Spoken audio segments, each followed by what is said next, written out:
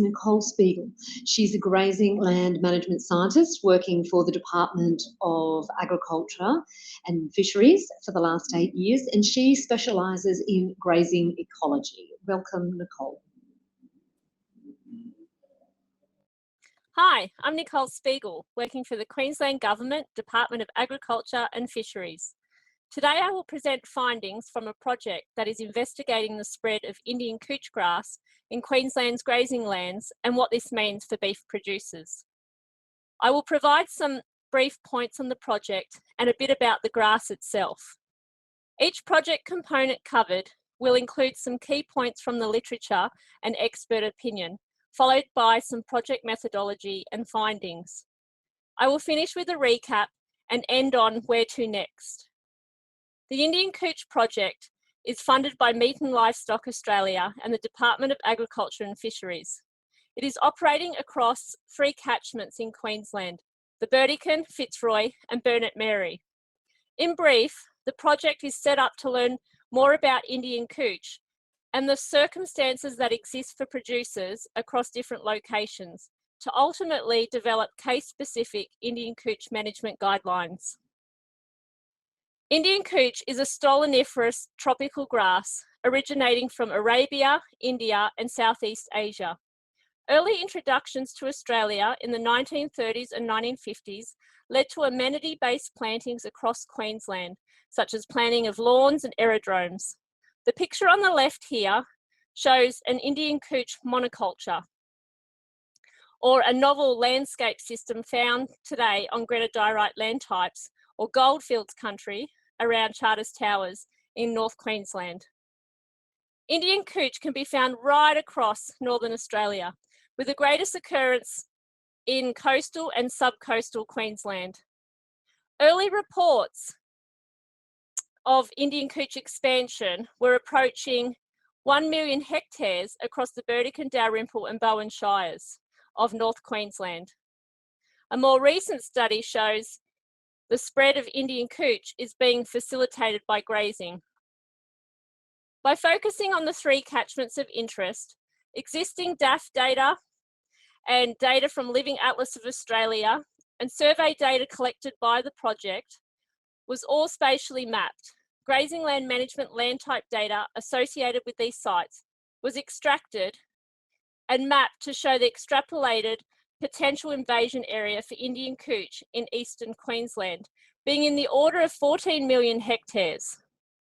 Many land types are shown to be affected by Indian couch, including all goldfields and all brigalow land types, scrubs, and ironbark on cracking and non-cracking clay, to name some. Finally, assessment of site data where Indian couch was found in road reserves, but not in nearby paddocks, shows the potential for further spread of Indian couch across the 3 catchments. An historical degradation episode that took place in northeast Queensland in the 1970s and 80s, triggered by overstocking and drought, saw the rapid colonisation of Indian couch. The long-term Wombiana grazing trial in North Queensland has witnessed firsthand this very situation, where the spread of Indian couch post-drought was exacerbated under heavy stocking rate treatment. Here, Indian couch is plotted, or Indian couch yield is plotted against year for different stocking rate treatments. You can see from the red line that represents Indian couch yield under a heavy stocking rate treatment, the rapid increase coinciding with the break of drought and subsequent high rainfall years. Indian couch is not only very responsive to rainfall when there is a seed bank available, it is also tolerant of continuous heavy grazing. There have also been some reports in central Queensland that the spread of Indian couch is symptomatic of soil fertility decline. To further explore the spread of Indian couch on property, the project revisited historical QGrey sites in the Burdekin and Fitzroy catchments. QGreys is a long-term monitoring system implemented by DAF in 1991 to monitor pasture condition and measure pasture species change of grazing lands. Over 400 QGrey sites were established in Queensland, with many still intact today. The project selected a subsample of QGrey sites to survey. For the Burdekin catchments, sites were selected that included a range of historical Indian cooch frequencies from 0 through to 75% across different land types. For the Fitzroy catchment, where historical Indian cooch frequency was low, sites on the same land types were selected that had Indian cooch frequencies or Indian cooch present, frequencies less than 5%, and absent. The overall mean difference between past and Indian cooch frequency for the Burdekin catchment went from 20% in the past to 42% Indian cooch currently, but this change was not statistically significant. The increase for the Fitzroy, however, was statistically significant and changed from less than 1% in the past to now 27%. The project is yet to examine past ground cover trends and to discuss with landholders site findings to better understand the influence of management and climate histories. The issue with Indian cooch is a double-edged sword. On the one hand, it can provide high ground cover and arrest soil erosion. On the other hand, it is a perennial drought-evading plant, meaning its cover can be unreliable and will quickly diminish during drought. Indian cooch can replace desirable tussock grasses and is also potentially allelopathic. In addition, there are separate opposing findings in the literature. A study by Scanlon reported less runoff and soil loss with Indian cooch relative to a native tussock grass, tussock pastures, when compared at the same level of cover. However, a more recent study that assessed an Indian cooch dominant pastures indicated that although sediment concentrations did decline with the increased ground cover from Indian cooch, increases in deep-rooted perennial grasses are what's needed to reduce total annual runoff and sediment yields. A virtual think tank was used by the project to call in the opinion and knowledge of DAF and CSIRO rangeland specialists. Many knowledge gaps and unanswered questions were identified, such as the impact of Indian cooch on soil function and biodiversity, and whether Indian cooch causes a decline in land condition, or if a decline in land condition results in an Indian cooch invasion.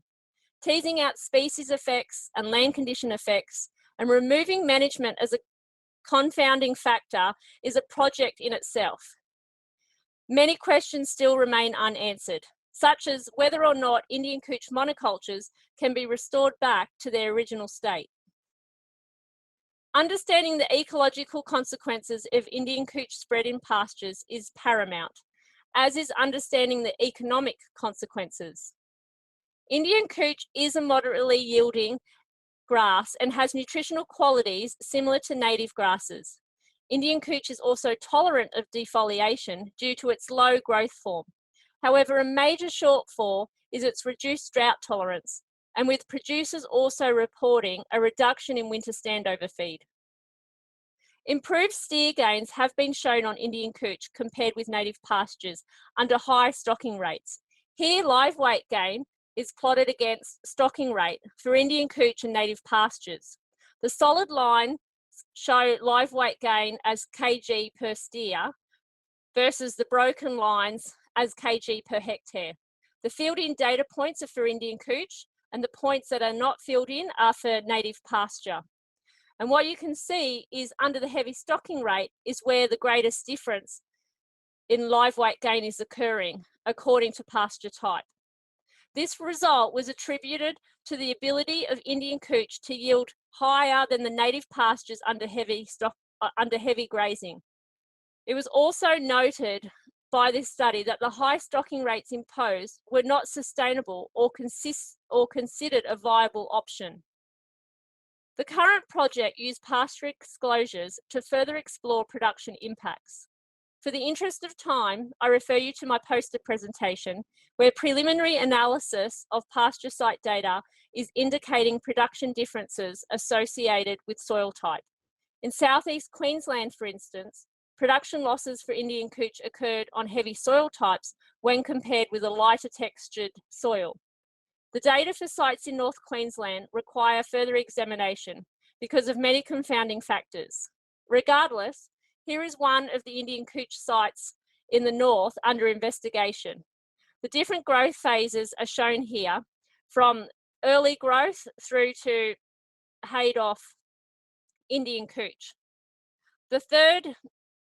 These growth points also represent the 4 harvests taken to study pasture production. The third harvest is used to determine peak yield and can provide an indication of production. You will notice during this particular sampling year, the growing conditions allowed for a production of just over 3,000 kg dry matter per hectare, where 75% of this yield was attributed to Indian Cooch. In the following year, where many of the adult Indian Cooch plants died and recruitment from seedling occurred, you can see not only a decline in peak yield to just over 1,000 kg dry matter per hectare, but also an increase in legume content contributing to yield. In contrast, the native exclosure site that was sampled against this Indian Cooch site experienced an increase in Indian Cooch yield. So rather than demonstrating the production potential of a native pasture, this site ended up demonstrating the rapid invasion that can occur of a native site by Indian Cooch. Finally, an important feature of the project has been the collection of feedback from producers. Capturing producer knowledge has been a critical piece of the puzzle. Key findings to date include, for the Burdekin, the need for guidelines for managing Indian Cooch dominant pastures. So learning to live with Indian Cooch and building from this feed base, to reversing or halting the spread of Indian Cooch in native pastures. For the Fitzroy, where you find highly productive improved buffel grass pastures, options to eliminate and deplete the Indian Cooch soil seed bank are preferred. And for the Burnett Mary, where the extent of Indian Cooch in this catchment is somewhat less compared with the other 2 catchments, options include preventing and reducing the spread of Indian Cooch in pastures. To recap on the project components, there is scope for further spread of Indian Cooch in Queensland's grazing lands, with a potential invasion area for eastern Queensland alone in the order of 14 million hectares. Climate and management are important drivers of the spread of Indian Cooch. The project has shown levels of Indian Cooch in pastures have increased over the past 30 years, with significant increases occurring in the Fitzroy from historically low, if not absent Indian Cooch, to a current mean frequency of 27% Indian Cooch. As for landscape function impacts, there are still many unknowns. Similarly, there is more to learn about production impacts of Indian Cooch invasion. Preliminary examination of data is indicating the influence of soil type on production differences. It is important to note that Indian Cooch is not sensitive to grazing and can be a less reliable feed source, being more susceptible to drought when compared with longer-lived native perennial grasses. The next step for the project will be to identify and theoretically test different management options for beef producers. 5 themes have been identified. Once confirmed, the management options will be available for future field validation and demonstration. I'd like to acknowledge my co-authors and project collaborators who contribute greatly to this project. I also thank Meat and Livestock Australia for their financial support and Cameron Allen for his technical support. A thank you also goes out to the Australian Rangelands Society, Desert Channels Group, and Green Collar for providing this opportunity to present this work. And that concludes my presentation. Thank you for listening, and I welcome your questions and feedback.